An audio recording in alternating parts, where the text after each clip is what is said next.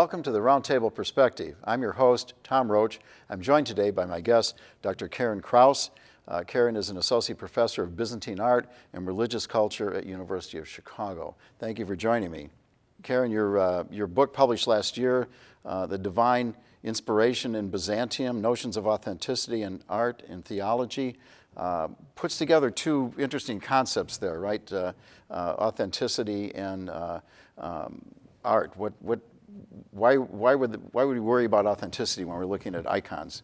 So actually the claims that were made in Byzantium about divinely inspired texts in the first place, and then also at a certain point in time icons, those were made to actually support the idea that these are highly truthful texts. They are accurate, they represented the divine will, they came into being through the influence of the Holy Spirit.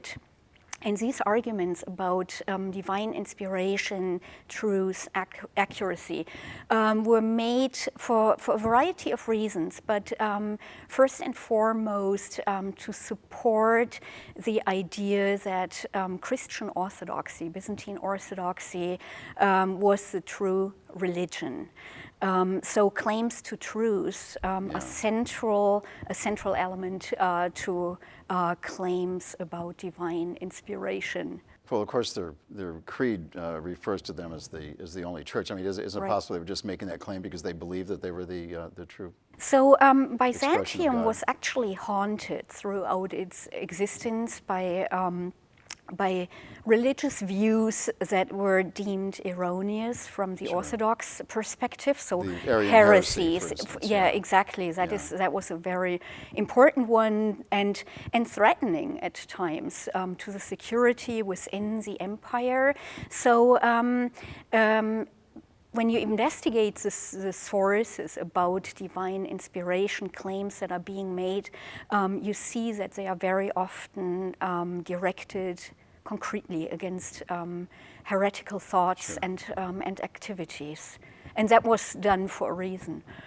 Tell us about your observations here about the icons themselves. You've looked at some of the ways that they're produced. For instance, there was a very early method where they used wax instead of the fresco technique that we're familiar with?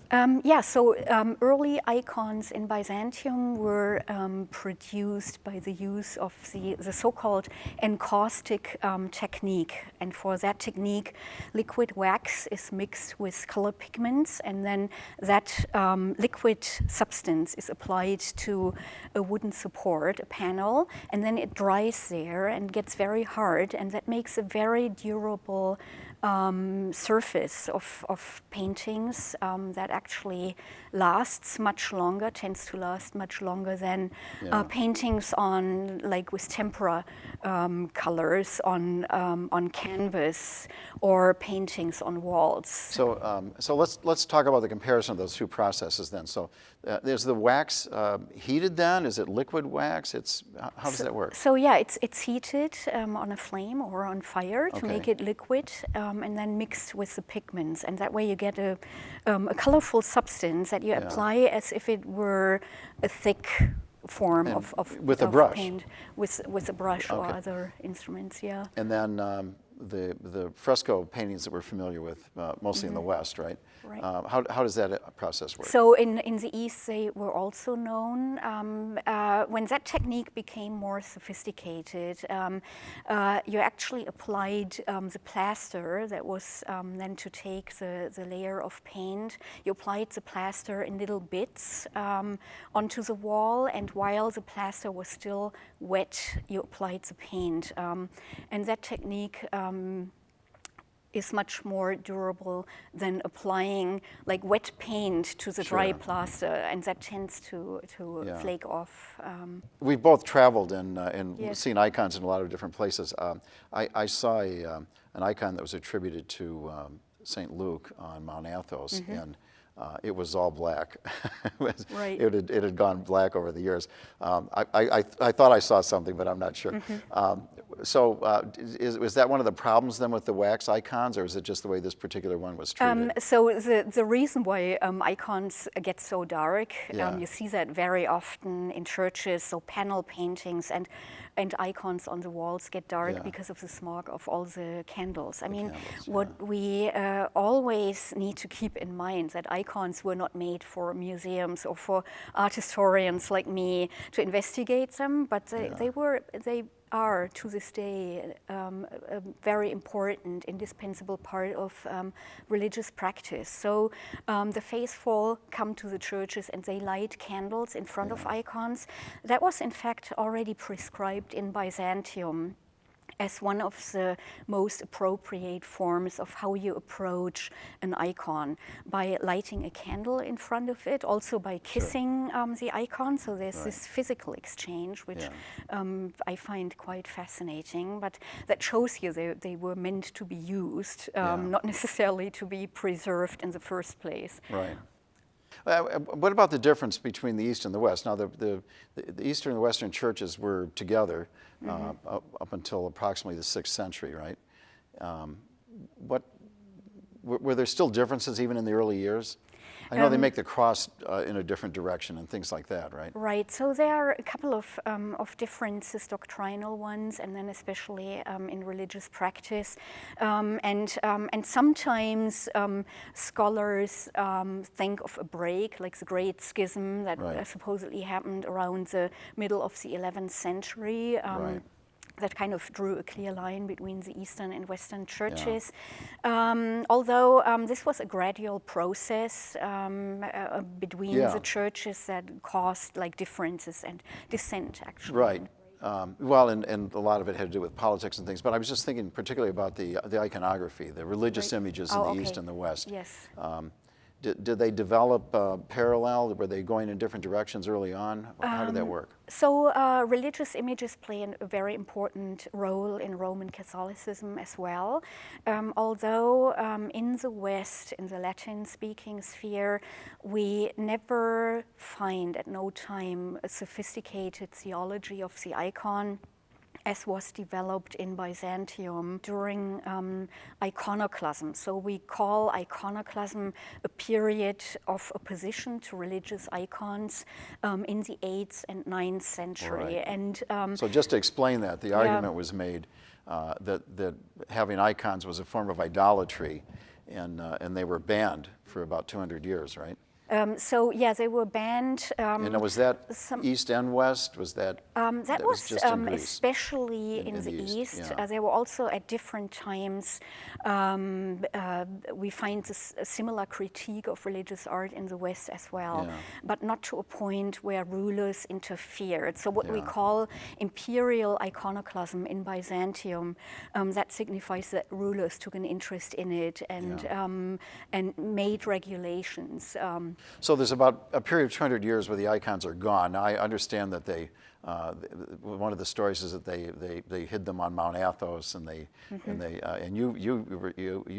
know about St. Catherine's where they found icons hidden behind a wall. You think those were hidden there because of the iconoclast period? Yeah, or for other reasons of protection. The same was also done with relics. Whenever there were outside threats of whatever kind, it was often decided to just hide them, and just to wall them in was a very safe method, of course. And then sometimes churches were raided, and exactly all the time in the Middle Ages. Yeah, but what you mentioned earlier about the icon of Saint Luke, allegedly painted by Saint Luke, that actually ties quite nicely to some of the arguments I made in my book, because Luke is an evangelist in the first place, and then in Byzantium were invented those legends that he was also a painter, and that he allegedly portrayed the Virgin Mary and Christ child when they were still alive. So that is quite interesting how... That would be unlikely, since he claims he was not a follower of Christ during his time. But we were talking about the iconoclast period. So after the period of iconoclasm, then you said things changed. So after the period of iconoclasm, so iconoclasm was terminated artificially, Yes. while the whole debate about the legitimacy of religious icon was still in course. So in 843, it was terminated for all times in Byzantium. It never returned. It was declared a heresy. So at one point they declare icons themselves to be a heresy, right? And then, Right. and then 200 years go by, and they decide that the declaration of icons as a heresy was, in fact, itself a heresy, right? And they Yes. go back to putting the icons in the churches again, right? Right, Yes. exactly. But it's quite interesting that in around that time we find the first claims about inspired icons, about painters being divinely inspired, or the icon somehow visited by the Holy Spirit, which I find highly interesting because that shows that there was still some need after the end of iconoclasm to justify icons and their holiness. Because this Or is they might have believed that they were inspired, right? I mean, right, but it's an argument that that comes up very late. Like for texts, we have those in Judaism and in Greco-Roman polytheism, like centuries before the Common Era. With art, it is different because art was seen for a very long time as a craft. There was a strong negative connotation, or at least not a very strong appreciation for artistic craft. So it was handicraft, and there was no divine inspiration. There were strong concerns about materiality, so materials being not good, basically, because they are not sacred, which is why it is all the more interesting that, like in the 8th, 9th century, those claims are encountered suddenly quite frequently about inspired icons, because one of the key arguments by those opposing icons had been that they lacked every contribution from the Holy Spirit, just without any addition of holiness. They were artificial. They were artifice. Yes. Exactly. So that's quite a claim to make. Yeah. Well, just to stick with the comparison a little bit between East and West. So, at some point, Giotto comes along, right, in the West, and he starts painting these religious pictures that have depth to them and perspective. But that was sort of a rule in the East that icons were supposed to look flat. They weren't supposed to look realistic. Does that go back to the argument you're making about them being inspired and not being the product of some craftsman? So it doesn't relate to this question directly. So there were strong hesitations in the East to produce sculpture in the round. Like we do not find like religious images carved out of stone in the round. Right, even today in and Eastern even churches. relief icons were produced more reluctantly. We have fewer of those. The most common medium was panel painting, either in the encaustic technique that I mentioned earlier, or a different technique called tempera painting. So that was way more common. You do find plasticity, or what one might call naturalism, in these images as well. So that wasn't a Western feature alone, but is also found in Eastern art. Now, of course, the church is still thriving, and there are still new cathedrals being built with icons in them. What kind of comparisons do you make between the icons we're seeing in the Orthodox churches today and in the ancient times? So the appearance of the icons is still pretty much the same. Like you have seen medieval icons, and anyone who saw a medieval Byzantine icon in a museum, for example, would recognize that style in a church, for instance, somewhere in the Eastern Orthodox realm. So that hasn't changed. And also the approach of how you venerate an icon as a faithful Orthodox Christian has remained the same. That was prescribed already in the Middle Ages, and people still do that today. They kiss the icon, they bow in front of the icon, they leave garlands or flowers or lights or incense. Money sometimes. In fact, there was an icon I ran across, I think this was also also on Mount Athos, and there were gold pocket watches. Oh, And, really? and chains and all kinds Yeah. of things that people had left there. Yeah. Those would have been called votives Yeah. in the Middle Ages, or are still called votives. And people leave those either out of gratitude Yeah. 'Cause for some prayer had been answered. Right? Yeah. exactly, or in hopes that a prayer will be answered Yeah. favorably. It's interesting that tour of Russian icons came through Chicago a few years ago. I think we both saw it, right? Yes. And I believe it was at the Art Institute. It was at the Art housed it there, Institute. yeah. It coincided with my arrival in the United States. Okay. So during my first year of teaching, I had a chance to take several groups of students Yeah. to that show that collected art From Russia. from Greek collections mostly. Yeah. So Greek Orthodox art, many Byzantine examples, some post-Byzantine examples. So the Byzantine Empire ceased to exist in 1453. That's Right. also important to mention. But then the art that was produced afterwards and is produced to this day, the sacred art, looks pretty much still the same. I just, I think it's an interesting dichotomy that you can go to the museum and see an icon from the, maybe the 12th century or something, and you stand back and you can't go near it, or an alarm will go off. Exactly. And you can go to a church in Greece, and an icon contemporary with that one can be there on the wall, and you can cross yourself and venerate it and light a candle in front of it. Yeah. And it's a weird kind of thing. It's sort of like going back and watching Van Gogh paint something, because these icons are still in use. They're still exactly, and there has been some critique voiced by Orthodox Christians who do not like seeing their holy icons behind glass, because icons are supposed to be interacted with. The icon is the vehicle that transfers your prayers, your hopes to heaven, to the saint who is depicted in the icon. So the honor that is given to the icon is then advanced via the icon as a vehicle to the saint or Christ in heaven. There's supposed to be the windows Virgin into Mary. the next world. Exactly, right? right. So they are a means of communication that is extremely important for faithful Orthodox Christians to this day. Just ironic that if you venerated the icon at the Art Institute, you'd be carried out of the museum in handcuffs probably. But I saw people do that. Actually, Did you really? They would still interact with the Did they icons. tolerate Also, that? at the Metropolitan Museum of Art, they had two shows in '97 and 2004, and that happened very often, actually. What has anything changed in the way the faithful interact with icons over the years, or is that still sustained itself? The candles and the veneration and all that. No changes. But you say it didn't really develop that way in the West. So in the West, you do find similar forms of venerating images of religious subject matter.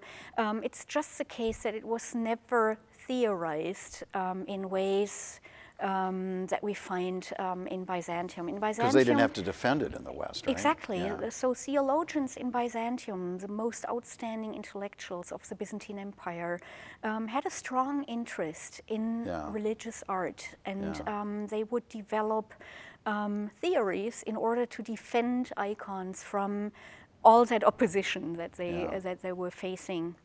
So it was not just a marginal phenomenon. Icons are extremely relevant in the Orthodox Church. For instance, when iconoclasm was terminated in 843, a feast was institutionalized to celebrate and commemorate that very event, and it is celebrated to this day. It's called the Sunday of Orthodoxy, Yes, it is. or the Feast of the Triumph of Orthodoxy that Orthodox Christians celebrate on the first Sunday of Lent. And you can tell from that how important icons are for Orthodoxy. There's one of the famous icons today is called the Cursed Brood icon. I don't know if you're familiar with this, but it actually travels around the world. There's a priest or a monk usually who's assigned to it, and they'll take it to a church, and it'll be at that church for maybe a week. And sometimes they'll let the icon visit people's houses, Right. And things. So there is a lot of practice that's still affiliated Exactly, with the icons. and that practice goes a long way back. So across Europe in the Middle Ages, we find sources that describe exactly that. Not only in Byzantium, also in Western Christianity, it was very common practice to carry icons through the streets, to sanctify the streets, to cleanse them from all kinds of diseases, perhaps, or to ward off foreign attacks. Like in wartime, icons play an important role. They accompanied the There's armies. a special Theotokos icon for when she defended Byzantium, I think. Yeah, so that is also legendary, but it was still a very powerful story, of course, that the Virgin Mary defended the Byzantine capital, Constantinople, so present-day Istanbul, against multiple attacks from Byzantium's enemies. Byzantium was practically constantly under attack, and icons and relics played a crucial role in warding off the enemy. So how did you become interested in this? You were born in Germany and teaching at University of Chicago. How did you get involved in it? Through travel, actually. Yeah. So I had a chance early in my life to visit important Byzantine art collections, actually in this country. Dumbarton Oaks and also the Metropolitan Museum of Art have some of the most outstanding collections of Byzantine art. And then I traveled in Italy and in Turkey, and I just fell in love with that culture and especially with its art. I understand that there are churches in Italy that have very Byzantine art in them today. That's right. How does that happen? So Ravenna is a good example. Yes. You have many churches that have splendid mosaics, so I always encourage my students to travel there. It's really worth the trip. And Ravenna was under Byzantine rule for some time during late antiquity. So there's a church called San Vitale that was built during the reign of the Emperor Justinian the Great. Under Justinian the Great, the Byzantine Empire had its greatest extension in terms of territory, and Italy belonged to the Byzantine Empire at that time, and then parts of Italy continued to belong to Byzantium well into the Middle Ages. And that church is probably better preserved than the ones in Greece because it was never overrun by an invading Ottoman army, right? Yeah, and there was no such thing as iconoclasm. We do not know how much art was actually destroyed or whether a lot of art was destroyed during iconoclasm in Byzantium. It is likely that much of it was simply covered with plaster or just hidden away somewhere. So the image that we usually have that during iconoclasm icons were violently attacked and destroyed, that is probably far from the reality of the times and represents like later biased views about iconoclasm. Yeah, well, when one studies history, one learns that rarely did anything happen all at once. Exactly, right. I was just reading the fall of Rome took place over a much longer period of time than we believe. And also, I mean, medieval sources tend to be very distorted and tend to spread a lot of misinformation. So we have to be careful about that too. There are no objective journalists. Legends easily become reality sometimes, even though there is really no truth in them from a historical perspective, which doesn't make them less interesting. No, well, they're always interesting, which doesn't mean there isn't some truth underneath them as well. Exactly, right. So what's your favorite icon? What are some that you're particularly interested in? So yeah, I had an opportunity to take a trip to Mount Sinai a couple of years ago, and on Mount Sinai in the desert, actually at the foot of Mount Sinai, is the oldest monastery that has been continuously in use since the Byzantine era, since the 6th century. St. And Sava's outside Jerusalem, right? yeah, that is not quite as old, I think. Oh, really? Okay. Because St. Sava's thinks that they're the oldest. Yeah, well, they'll tell you that. And the Sinai Monastery also, Yeah. the worship, the Christian worship there was never interrupted. It was protected under Muslim rule and is protected to this day. And the reason why I liked it so much is because it preserves a large collection of icons from Byzantium from the 6th century onward, and some of the most splendid examples. And the other thing that is highly interesting is that they are still in use. Some are in the museum, but a large portion is still in the church, and it forms part of the services that are celebrated there, and pilgrims come and they venerate those icons. And I found that highly interesting. And all of this happens in the church that was commissioned by Justinian the Great in the 6th century. So I was fascinated by that entire collection. We should all go check it out. It sounds very good. Yes, definitely. That's all the time we have for our program. Thank you to Dr. Karin Krause for joining me today on the Roundtable Perspective. I'm Tom Roach. I'll see you next time.